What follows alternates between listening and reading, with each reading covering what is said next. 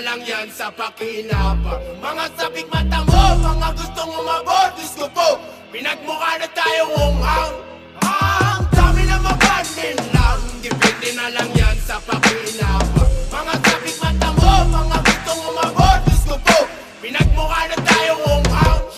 Isang pangangamusta sa mga anak na di malaman ang hulma ng kanilang hinaharap. Lakas pumorma, animoy nakakakakit na talulot sa sitwasyon nilang daig pabahay ng bubuyog. Kabataang dito mana sa kalsada magtinda, lakas loob na manira ng hanap buhay ng iba. Sa'yo ako nakaharap, huwag kang umastang bingi. Perang gamit pang bisyo, sa nanay pa hinihingi. Pinag-aral na magulang, panggugulang ang inaral. Maaliwalas na pagbumukas, kwating ang asal. Edukadong naturingan, may maayos na balabal. Pag-asa ng bayan ng pangunahin sa sagabal. Misyon mo mag-alakon, sibat naging konsimisyon. Sa pag-usad ng bansang may mataas na ambisyon. Palagay ko nga, totoo lahat ng binibiro. Kaya bayan ni Juan kasi tamad ang Pilipino.